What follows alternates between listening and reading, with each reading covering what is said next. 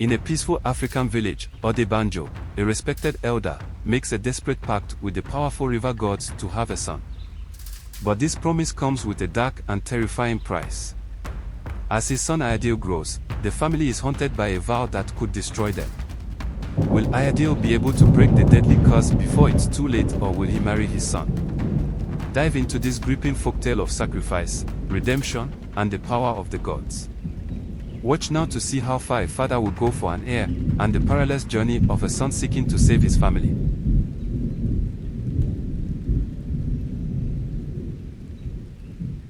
In a peaceful village nestled by the banks of a grand river, there lived a man named Adebanjo. He was well respected and honored by his fellow villagers. His life seemed perfect, except for one thing: he had no child to call his own. His wife, Adizwa, was beautiful and kind, yet after years of marriage, the couple was still without an heir. In their culture, having a child was a symbol of wealth and continuity, and Adebanjo's lineage seemed to be at risk of dying out. Whispers began to circulate among the elders, who speculated that Adebanjo must have displeased the gods. Adebanjo and Adizwa spent countless nights praying to the gods, offering sacrifices of yam and palm wine. Still, the gods remained silent. The agony grew within Adebanjo, and he could no longer bear the shame. His wife, though sorrowful, remained hopeful, but Adebanjo's fate was cracking. Desperate, he began visiting the diviners in secret, seeking answers from the unknown. Adizwa was unaware of her husband's increasing visits to the shrine by the river, a place known for its connection to the gods of the water. One evening, while Adebanjo stood by the riverbank after another fruitless visit to the diviner, a strange mist rose from the water. Suddenly, the air felt heavy, and a deep, melodic voice echoed from the depths of the river. "Adebanjo," it called, "why do you trouble the gods?" Adebanjo's heart raced, for he knew this was not the voice of any man. It was the voice of the gods of the water. With trembling hands, he fell to his knees and pleaded, "O great gods, have mercy on me. I only seek a son, an heir to carry my name. My heart is heavy with shame." The water rippled, and the voice returned, darker this time, "You shall have your son, but the price will be heavy. If we give you this gift, you must vow to marry him when he becomes a man. Only then will our favor rest upon your household." The words chilled Adebanjo to the core, but he was desperate. Without thinking of the consequences, he agreed. "I will do whatever you ask. Give me a son." The waters calmed, and the voice whispered one last command: "The vow is sealed. Tell no one, not even your wife." Months later, Adizwa, who had long given up hope of bearing a child, was astonished to find herself with child. Her pregnancy was celebrated throughout the village. The joy in Adebanjo's heart was unmatched, but it was marred by the secret he carried deep within him. He had sworn to the gods of the water that he would marry this child, a vow that haunted him daily. When the baby was born, he was a beautiful boy, strong and healthy. They named him Ayodele, meaning "joy has come home," and indeed, joy filled the household. As Ayodele grew, he became the pride of the village. He was intelligent, wise beyond his years, and beloved by all. His father watched him with both pride and fear, for he knew the time would come when the gods would demand their due. Ayodele's 18th birthday was fast approaching, and the villagers began whispering about when Adebanjo would seek a wife for his son. It was tradition for the parents to start preparing their son's betrothal at this age, but Adebanjo remained silent on the matter, fueling the villagers' curiosity. Even Adizwa was perplexed by her husband's reluctance. She could not understand why Adebanjo was not taking steps to find a wife for Ayodele, especially since the boy was admired by many families. Unknown to all, Adebanjo was tormented by the vow he had made to the gods. He knew that the time had come to fulfill his end of the deal. Yet, the thought of marrying his own son horrified him. He tried to suppress the guilt, hoping the gods would forget the vow he had made so many years ago. But in his dreams, the voice of the gods would return, reminding him that their pact was still in place. As Ayodele's birthday neared, strange occurrences began to plague the household. The crops in Adebanjo's fields began to wither despite the rain, and livestock fell sick for no apparent reason. The villagers spoke of curses, but Adebanjo knew better. The gods were making their presence known, reminding him of his unfulfilled promise. Unable to bear the weight of the secret any longer, Adebanjo called his son to him one night. "Ayodele, my son," he began with a heavy heart, "there is something you must know, something I have kept from you all these years." Ayodele, curious and concerned, listened attentively. "What is it, father?" With tears in his eyes, Adebanjo confessed everything, the pact he had made with the gods of the water, the vow to marry his own son. Ayodele was stunned into silence. How could this be? His own father, bound by a vow to marry him. It was an abomination, a curse. Though devastated, Ayodele was not one to give in easily. "Father," he said with resolve, "there must be a way to break this vow. The gods are powerful, but so too are the prayers of the righteous. I will seek out a way to free us from this curse, no matter the cost." And so, Ayodele embarked on a quest, seeking the wisdom of the village elders and the spiritual guidance of the diviners. His journey would be long and perilous, for he knew the gods of the water would not easily relinquish their claim. But he was determined to break the vow that threatened to destroy his family. Ayodele's journey led him to an ancient shrine deep within the forest, a place where it was said that prayers could reach the ears of the gods.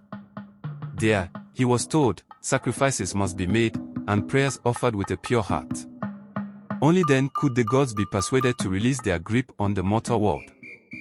The shrine was old, covered in vines, and the air around it was thick with mystery. Ayodele knelt before the altar, his heart filled with both fear and hope. "O great gods," he began, "I come to you not in defiance, but in hope of mercy. Release my family from the vow made in desperation. I am not a prize to be claimed, but a soul seeking freedom. Hear my plea, and I shall serve you with all my heart." As the wind whispered through the trees, Ayodele's prayers rose to the heavens, and the gods listened. But would they grant him the freedom he sought? Ayodele remained at the ancient shrine for days, fasting and praying, his faith growing stronger with each passing hour. The air around the shrine became eerily still, and on the seventh day, the gods finally responded. The same melodic voice that had once spoken to his father now echoed in the silence. "Ayodele, child of Adebanjo," the voice said, "you seek to break the vow made by your father. But the gods do not release their promises lightly. We granted him what he asked for, and now you must prove that you are worthy of your freedom." Trembling, but determined, Ayodele spoke with confidence. "What must I do?" The gods responded with a challenge. "You must pass 3 tests. Only then will the vow be broken. Fail, and the curse will remain forever." Without hesitation, Ayodele agreed. He had come too far to turn back now. The first test was one of courage.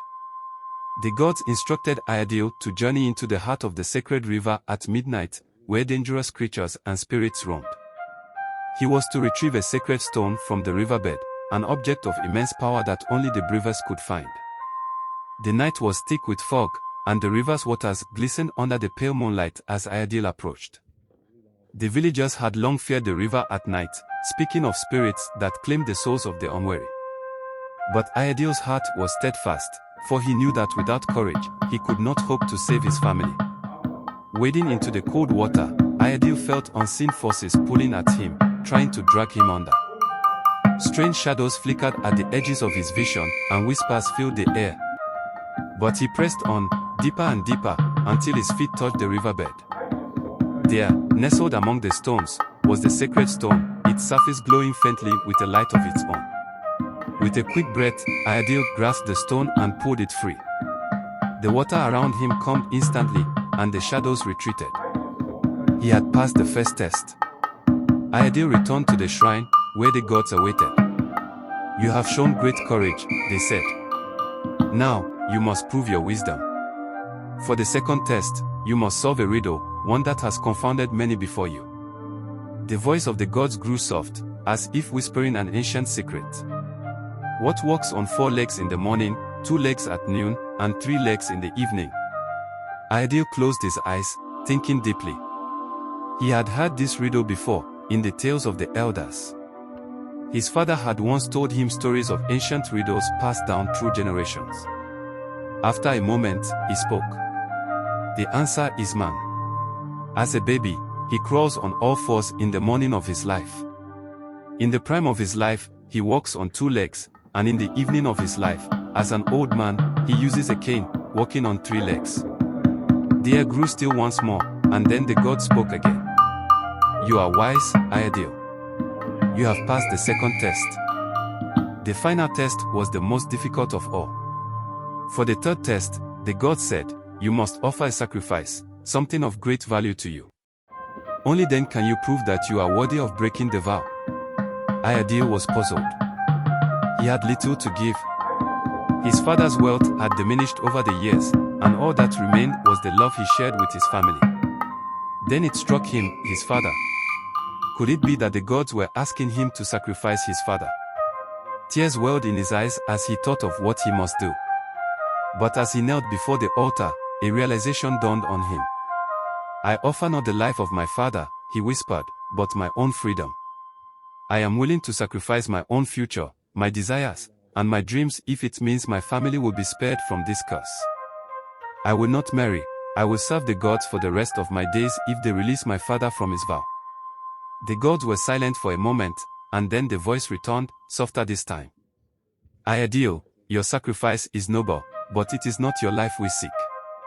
Your willingness to give up everything for your family has proven your heart is pure. You have passed the third test.